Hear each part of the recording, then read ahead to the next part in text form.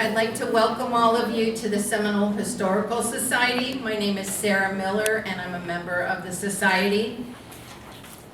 Our presentation for this evening is Dan Hirshberg, and he is an award-winning author, publicist, columnist, who writes feature stories about the baseball people of Pinellas County for the Tampa Bay Weekly News, and we're grateful to have him here this evening. And without further ado, if you'll come on up.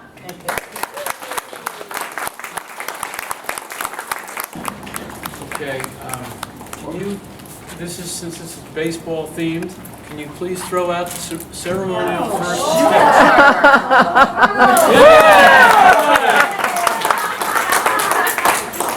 We can play ball now. By the way, afterwards we're going to choose up teams. All right? No. So, thank you for having me. I really appreciate it, and hope I can score some runs with everybody here. Hopefully you'll be happy with my presentation.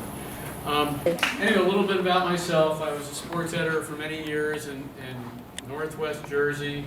I've done a lot of freelance writing. I've written about baseball for Baseball Digest.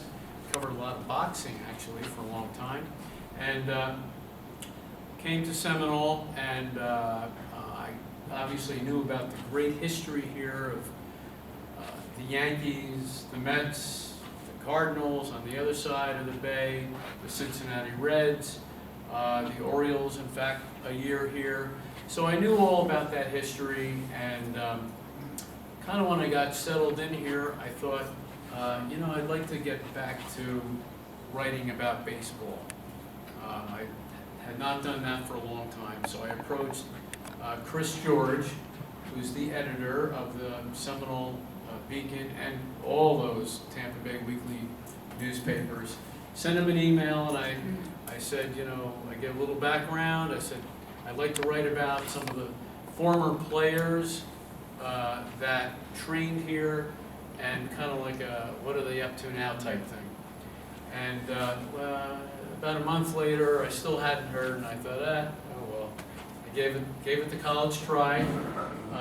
Didn't work out, and then shortly after that, I got an email from Chris, and he said, I get a lot of these requests for these articles and columns, and I don't really like them, but I like yours. So I got to give Chris George a lot of credit. He really got me started on this whole adventure.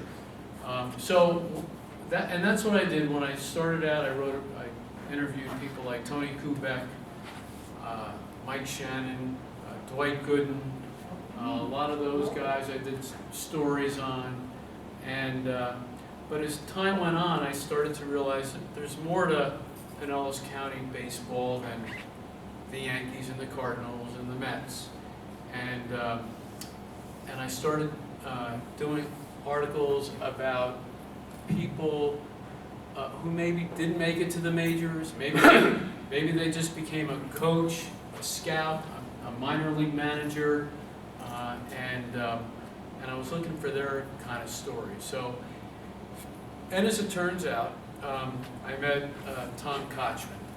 Tom, of course, been in Seminole many, many years. His son Casey played pro ball. I'll talk about that a little bit more, but Tom was one of the first ones where I kind of got below the surface of where the other stories that were here, and he ended up turning into a really good friend, go-to person. At the time, he was still working with the Red Sox organization, and I called him the go-to guy. I would come across names and people to do stories on, and he knew.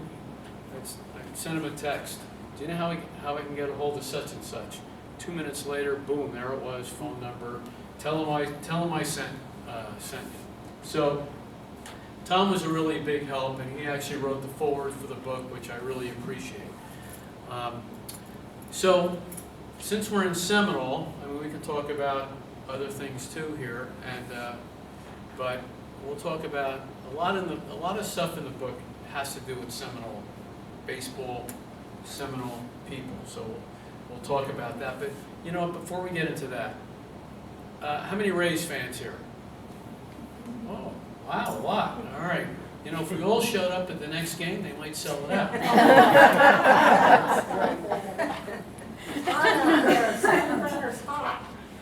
It's on the wrong side of the bay. Anyway, all right, any other fans here? Come on.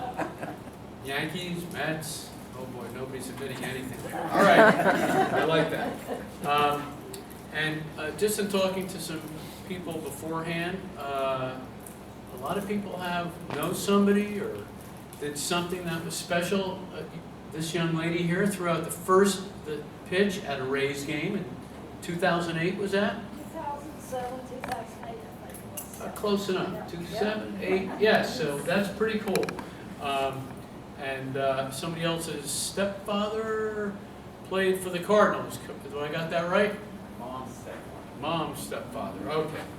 And I want to, if you don't know Ken Clausen here, raise your hand. This guy here, he knows all kinds of stuff. And I'm going to say, he does a trolley tour that starts at the Seminole, St. Petersburg Historical Museum by the pier, and he does a tour of all the old baseball, he shows you where all the old baseball fields were in that greater St. Pete area. And I highly recommend that. So anyway, let's talk about people of Seminole. I sort of have my list here. I'm going to start with Bill Brinker. Anybody know Bill Brinker? All right, long-time coach. The field is named after, the high school field named after Bill Brinker, with good reason, because he was a coach at the time, and he really did a lot to build that ballpark himself, getting volunteers, getting donations, and was a legendary coach, won a lot of championships, and by the way, he is still alive. I've talked to Bill a couple of times. He's in a retirement community in North Carolina, and he actually remembers, I got to pinch him a little bit, but he remembers a lot. So Bill Brinker, he was the guy for a long time. So Seminole baseball, 44 players at Seminole High School were drafted into the major leagues. Think about that, 44 players. That's pretty good. Unbelievable. The first one was Mike Groves in 1968. Does anybody know what happened to Mike Groves? I always wanted to talk to him, being the first one, but no one seems to know where he is. But 44 drafted, and that doesn't include a number of them that went on to four-year universities and had great baseball careers in college. So the numbers of Seminole players that went on to achieve success beyond just the high school is pretty amazing. So, so let's talk about some of them. Some of them probably know Brett Phillips. Oh, You know yes. Brett Phillips. All right. Joey Kreibel. Yes. Yeah. All right. These are recent guys that played here. Clayton Andrews. Okay, Ken says yes. All right. Ben Kozlowski. These are all guys that made it to the major leagues. There's 7 that actually made it. 44 drafted, 7 made it to the major leagues. Greg Jones was another one. There we go. All right. He's an insurance agent here locally. That's right. I did a story on him. He was a catcher and ended up getting drafted as a pitcher. He didn't even know it. But actually, the story is Tom Kochman, who was scouting for the Angels, I guess, at that time. Anyway, so Greg Jones, he noticed that he could just fire that ball to second base. He had a tremendous arm. And then Greg was drafted by the Angels, and then he got to camp, the first camp, and they're having him pitching and catching, and he's like, well, what do I play? I'm like, you're a pitcher. and that's what happened. And he made it to the major leagues as a pitcher. Had a few good years. So, Brett Phillips, Joey Kreibel, Clayton Andrews, Ben Kozlowski, Greg Jones, that's 5. 2 more, Bobby Wilson, who was the Player of the Year in 2001. He obviously had a good career with the Texas Rangers. He's still associated with the Texas Rangers as their catching coordinator throughout the minor leagues. And then, of course, we have Casey Kochman. Who knows Casey? All right, that's good. All right. You're going to know about Casey before we're done here. So Casey, of course, is the son of Tom Kochman. Casey was on the 2001 undefeated team, which I'll talk about a little bit more. In some respects, a controversial undefeated state championship team, but it worked. So anyway, Casey had probably of all the players that were in the majors for a long time, he had the most successful career. An outstanding first baseman with the Angels, and then he played with a couple other teams. He played with the Rays for a year or two. But he is arguably the greatest defensive first baseman of all time in the major leagues. He still holds the records for fielding percentage and consecutive errorless games. Now here's the ironic twist to this whole thing. You're probably thinking, oh, he must have won about 8 or 9 Golden Glove awards. Casey never won a Golden Glove award. Very strange, but that's true. He never won a Golden Glove award, even during that errorless streak. And probably what happened there is he switched teams in the middle of that. So perhaps he kind of just fell between the cracks. But clearly one of arguably, again, the greatest defensive first baseman of all time. I got to check. Can you guys hear me in the back? All right, very good. Okay.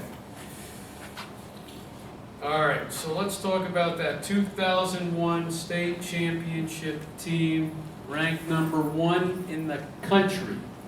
So does anybody remember that team? Anything about it? Yes, okay. They were undefeated, but, do you know the but? They actually, okay, the but was they actually forfeited 8 games or 9 games.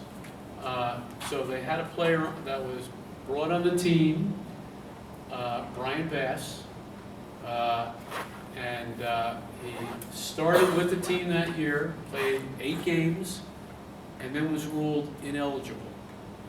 So essentially they forfeited those 8 games. However, the national publications continue to call them undefeated. They went 31-0, but technically they lost 8 games by forfeit. Crazy, right? Yeah. So, yes. Brian Bass is the sports announcer for the race now. Am I correct? Different one. No, different one. Oh, that's another one. Oh, my fault. Okay. Brian Bass. My fault. That's right. Okay. So anyway, that's what happened. He came in from out of town, and I guess they thought he was eligible, but he was not eligible. And honestly, they would have gone undefeated whether he was on the team or not. They were that good. So that team had, including Brian Bass, we'll include him in this, 8 players were drafted by major league teams. 8 players. It's unbelievable on one high school team. So you had Casey Kochman, batted .402 that year, was selected in the first round by the Angels. Brian Bass was actually drafted in the first round, even though he didn't play after those 8 games. By the way, he ended up not playing baseball all night. He went off to college and played football. I think at maybe University of Florida, or I don't remember exactly where. But anyway, he never played baseball again, at least not competitively. Bobby Wilson was on that team. He was the player of the year in Pinellas County, and he batted .457. Pretty good, right? .457. So Ryan Dixon was on that team, drafted. John Ringelman, whose dad was actually a major league manager, he was drafted. Philip Stillwell was drafted.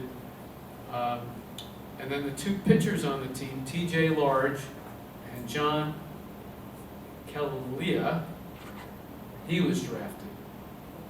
So they're 31-0, undefeated. Coach was Scott Miller. So T.J. Large was, in those days, two pitchers on a high school team did the bulk of the work. T.J. Large was 12-0 with an ERA of 1.23, and Kalila was 11-0 with a 1.49 ERA. So those two guys were 23-0, so they won 23 out of 31 games. Wow. For those of you who don't understand ERAs, anything below 2 is pretty darn good. Anything halfway, 1.5 and below, is unbelievable. And when you get down to 1.23, that's phenomenal. So, just great players, an amazing team. Rick Chapman, I think he was involved with the team at that point, and he's still involved with Seminole High School.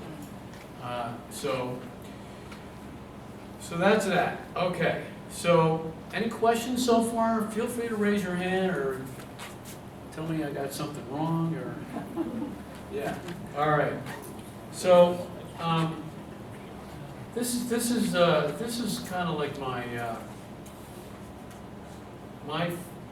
this is going to be kind of weird. It's my favorite chapter. It's the one I enjoy writing the most, but it's the saddest chapter. Some of you may have the book already, and this is the chapter about Steve Georgiadis, who was a 1988 graduate of Seminole, had an outstanding career. Anybody remember him? Yes, our neighbor. There you go. Yep. So he was, in his senior year, he was 12-3, 129 strikeouts and 92 innings, 1.14 ERA. Remember, that's amazing. And he was on his way to college, University of Florida. Had all this great things to look forward to. Goes to college, has shoulder problems. So he gets an operation, and in '89, he's getting ready for the fall season. He's supposedly healed. Turns out, nope, he's not fully healed. Needs surgery again. Has the surgery. It's supposed to be routine surgery. Something happens. He's in his room. He's alone for whatever it was, 20 minutes, and he dies. And we believe what happened was the anesthesia affected him. He threw up, vomited, choked. So, but just an amazing story. I spoke to his mom at length. She was wonderful. She's quoted throughout, talks about it. Just, a heartbreaking story. And at Seminole, there is a plaque at the ball field, if you go there, in his honor. And in fact, they have a tournament in his honor, which I think has been going on for like 27, 28 years. That opens up the season in early February. So he's well remembered by the community, and by the baseball community. So that's my favorite chapter, and it's the saddest chapter. It's one I really enjoyed writing and felt compelled to write. Yes, sir. Yes. I'd like to add 2 points of information. Go ahead. Thank you. I'd like to add 2 points of information. You all know of the former restaurant Stevie G's? Come on now. No? Okay, it's Stevie G's is now called, what is it, it's on Walsingham with the letter P. What is it? Bronino. Primo Bronino. Provino, yeah. Well, Stevie G's was there for a long time, and he had a Greek restaurant. Yes. And best doggone dolmades in the world. I mean, his sauce was to die for. Anyway, that's one point. The second point is that his son is buried at Mos Vista, in a beautiful monument to him.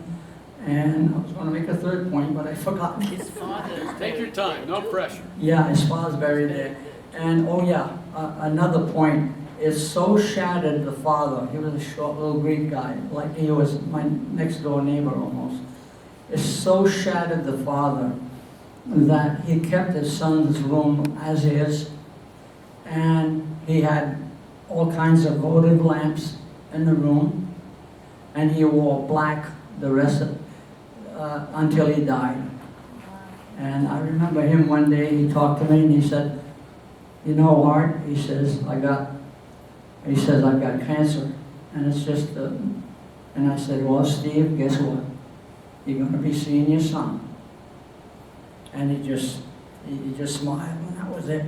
But anyway, that's my contribution. Thank you. Wow. Okay. Also interesting about the family. So they actually are from Brooklyn, and they had a restaurant up there, and they were in Brooklyn. And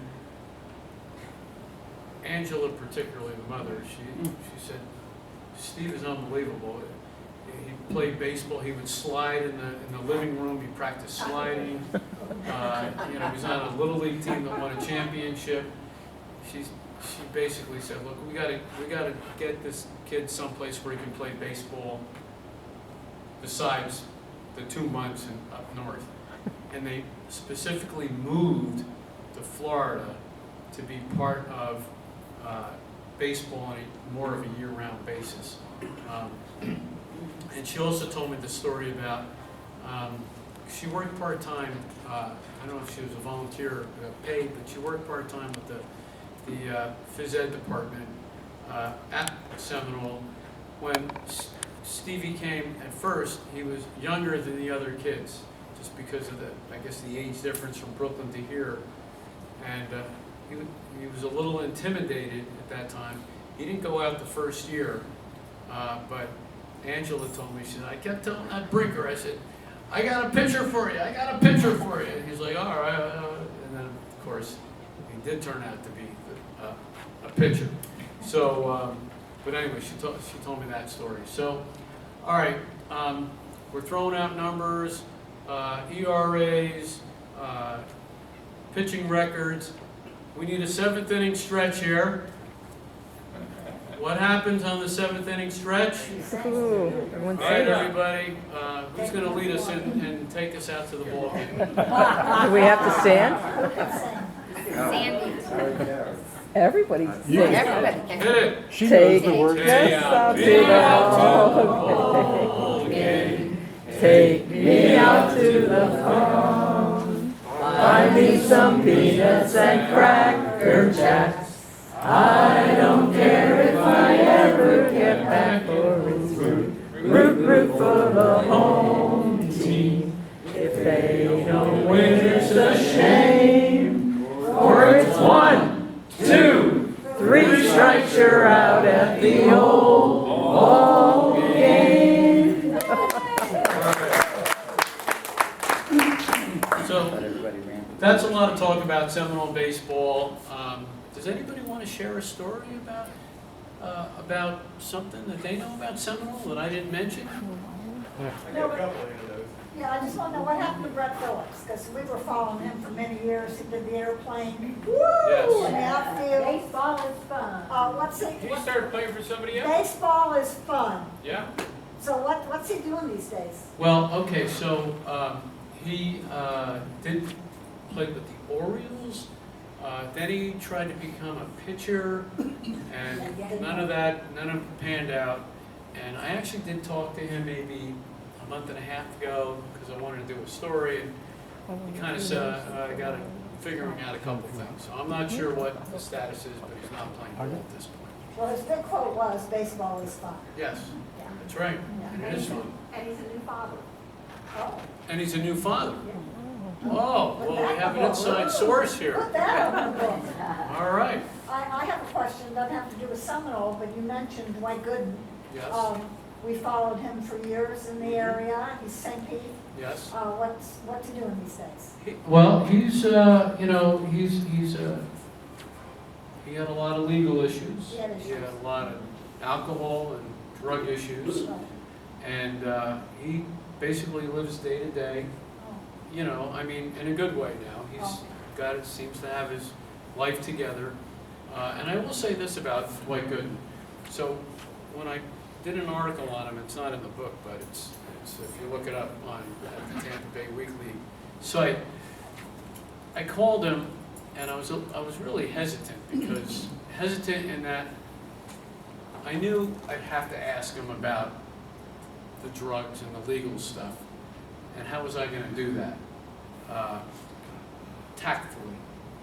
And I called up, I got him on the phone, and I said, Dwight, how's it going?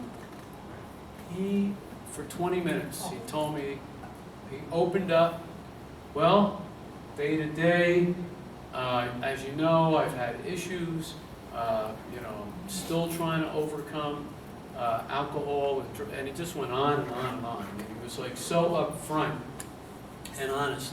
It turned out to be one of the easiest interviews I ever did. But, yeah, so. Still local, Yes. probably. I think he lives in New York now. He kind of moved around a little bit, but he is down in, because he's from Hillsborough County, he is down here frequently, he has family. Yep. Yes, sir. Brett Phillips is currently a free agent. Is what? He's currently a free agent, Brett Phillips is. Well, he's a free agent, but unfortunately, I think his career is probably over. But anyway, you never know. Okay, yes. From the Seminole High School team, there was a player by the name of Philip Wiley, Okay. and he was a 9th grade pitcher, but he was part of the team. I think he went on, I know he went to college for ball, but I don't know if he ever went pro. I don't, well, he's not on the list of that. So he was, as a 9th grader, he was pitching, you said? I believe so. Really? Yeah, he dated our daughter, and we were still mad at him.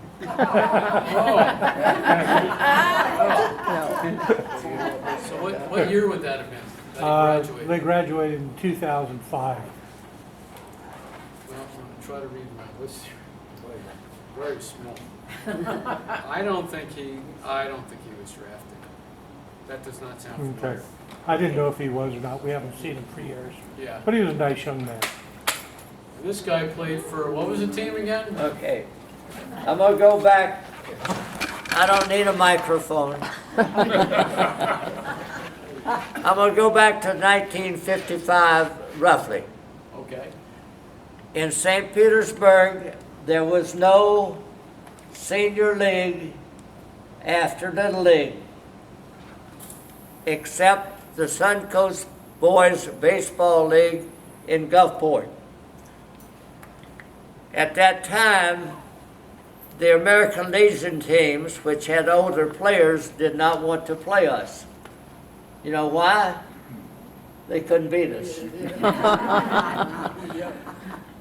I will always remember from Seminole High School, a young man named Mike Lenio.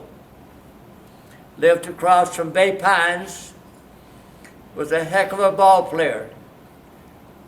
You wanted him to play a position, didn't make any difference where it was, one of 9 places he could play. And he was better than anybody that played on the team. in that position or any other position.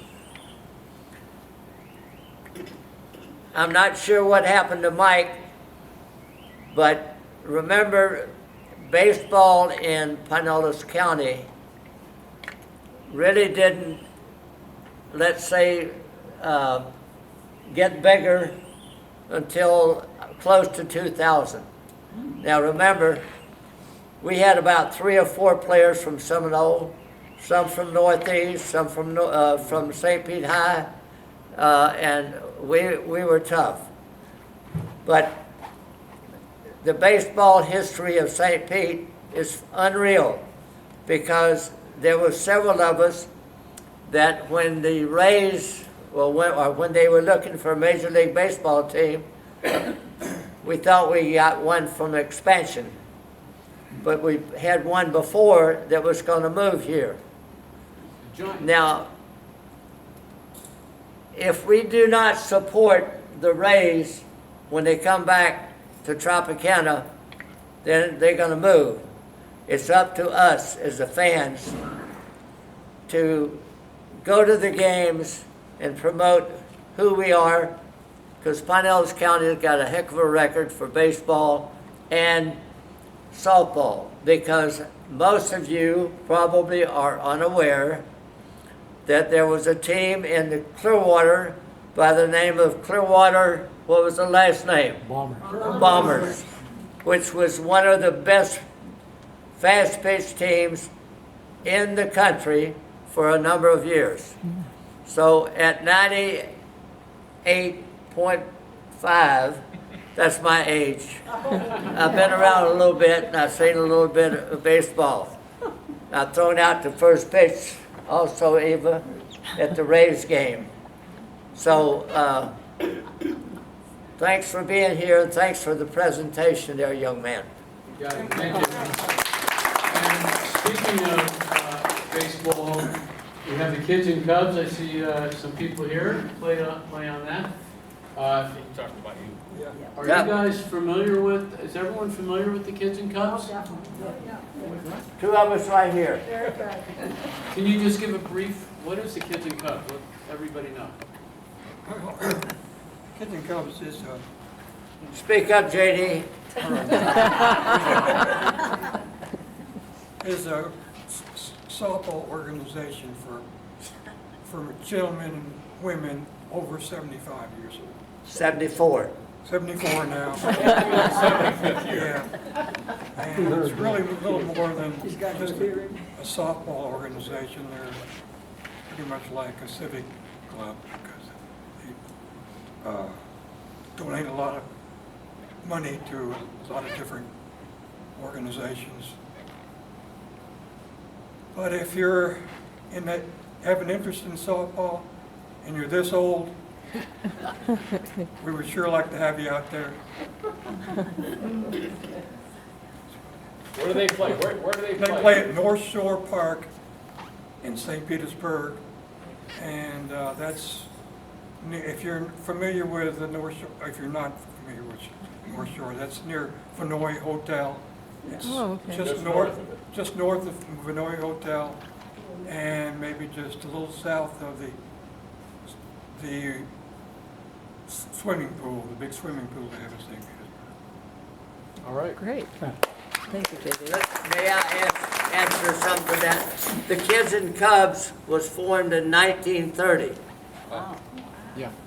but they were not a ball team in 1930. They were part of a quilting club. Yes. Quilting. And in 1931, they started playing ball. So they will celebrate 100 years in 2030. At North Shore Park, there is a monument with a lot of history in it that will be open on their 100th anniversary. And it's unreal, because over the years, the number of people that have played there, the records are still intact on the first year, and the names of the players and where they were from all over the country. Because remember, back in that time frame, there were two railroads that came to St. Pete. The Seaboard and the ACL, whatever. Anyway, the bottom line is that they have a lot of history, and if you go to St. Pete at the senior center, they have open house down there, and you can see a lot of their history. All right, and by the way, there are some folders over there about kids and cubs, so if you're of age, you want to get out there and throw a ball around, check it out. And What days do they play downtown? Tuesdays and Thursdays, Tuesdays and Thursdays, and it's men and women. In fact, there's it's a, men and women. Ethel Lehman is on the Yeah, team, and Ethel's on she's it. Presently, we 96. have 2 women. 2 women now. Come on, women, we need some more out there. Oh, we're gonna be 74. Okay, anything else? Ken? A couple things. Kids and Cubs, the original ballpark was actually probably where the outfield is on Allied Stadium right now. That's where they started. Babe Ruth was is a member. Don Zimmer's honorary member. I think one other one. Major league player. They spent a lot of time because they're in a hotel across the street. Several of them were, and would come over and volunteer the time. Ruth would umpire the bases. If you want to see some old names, the St. Pete Times carried the box scores for the Kids and Cubs for many, many years, right there with the Major League box scores. So you could look them up then. Somebody you probably haven't interviewed with the Seminole tie is 2024 College World Series champs, Ole Miss. Mike Bianca was a catcher for Seminole High School. And actually, he is in the book, and I did highlight that. Yeah, very Yes, good. he is. Yep, when he won the championship in 2004. I read the book, I forgot that. That's right. Okay, I'm going to quiz you later. There you go. Any other thoughts or comments? Is American Legion ball still popular with teams? I think not as much. There was a golf court. The Little League was big time, all the way to Williamsburg, big stadium and golf court. Then American Legion ball was for the older kids. Yeah. And Legion, you could only have so many kids from your team. There was 3 schools combined in a program, and coaches back when I was coaching, let's say around 2000 or so, kind of started moving into more of a travel ball thing, or we formed our own leagues where you had pretty much kept all your own players. So that was kind of what got behind that now. So I don't think it's really come back here. Yeah, Little League, I use that term very generally, it's changed over the years. A lot more traveling teams, it's a whole different, a lot of it's very different. And I'm looking at Ken's shirt. He's also a member of SABRE, which is the Society of American Baseball Research. If you're into kind of baseball's history, it's a great group to be a part of. There's monthly Zoom meetings, sometimes in-person meetings. If you're into that, feel free to talk to Ken afterwards. Or you even have a website for that too, right? We do. Yeah. I have some information. And he's got information. He's well prepared. Okay, anything else? one more. Yes. Bogosiega High School. Mm-hmm. A young man by the name of Leiby, L-E-I-B-Y, is a Okay. pitcher. Sound familiar? He was a neighbor when I was growing up, and he had a canvas in the backyard that he pitched, and he pitched, and he pitched all day to, get better. So, I forget his last name, but Leiby last name. Bogosiega High. See what I can find out. All right. I'm going to leave you one more thought, something that's hit me a little bit lately. So, St. Petersburg High School plays their home games on the field at Crescent Lake Park, which the Yankees and Mets had played on. They did their spring training. And I thought to myself, first of all, you wouldn't even know it. They have two little plaques that you have to search to see. But I'm thinking, I wonder if these high school kids realize that Babe Ruth, Mickey Mantle, Dwight Gooden, Lou Gehrig. Lou Gehrig, Darryl Strawberry, Strawberry, yeah. they played on that field. Now, do they remember even who they are at some point? But still, the history there, it would really be nice for them to put something up that says what this field and the history of it, as opposed to these two plaques, Miller-Huggins Field. Anyway, that's just something else to do. I have a question for you. Sure. The Allen Memorial Field that was next to Bogey was torn down. Mhm. And has the city ever planned to replace that field? I mean, the Little League World Series playoffs were always at Allen Memorial and stuff. And I really miss having that down here. I can't really speak to that. I don't know. I didn't hear, I think I know what you're talking about, but I didn't hear the whole You thing. said the field was Next to Bodie. next to Bodie, it's gone. Were they going to There was, rebuild? yeah, the Little League had a regional headquarters, which would be, and they had 2 or 3 fields there, basically where you see the softball field currently going down that strip of land. Little League had all that. And actually, going back to Huggins Stengel Field, 1947, the first Little League franchise in Florida was opened up there. A guy named Howard Moorfield owned a sporting goods store, started a league. They played there, and they played at Bartlett Park. And I remember a couple of years ago, Florida had come in second in the Little League World Series 9 times and had never won. The St. Pete team was the first one to come in second in the Little League World Series in 1947. All right. Thank you, Ken. So, there is a baseball fair over there. We have bats, bowls, and Cracker Jacks, Yay. and cookies, and water. So, I'm letting you know, feel free to partake. And what are you pointing at? How much are the books? That's what I just did. I end up working with refreshments, but if you like food, remember Oktoberfest Oh. on Friday night, $15. All right. Fish fry. Okay, and last but not least, I have books here for sale. If Yay. anyone's interested, they're $25. Cash, Venmo, PayPal, checks. Sorry, no credit cards. Okay. Hopefully that works for people who want to buy a book. Thank you so much for having Thank you. We would like to thank Dan for coming tonight, and we have a little thank you for you. Just want to remind you that if anybody has not been to the Historical Society, if you want to go over, it's open tonight. And if you're not a member and you'd like to become a member, our dues are $25, and lifetime membership is $250.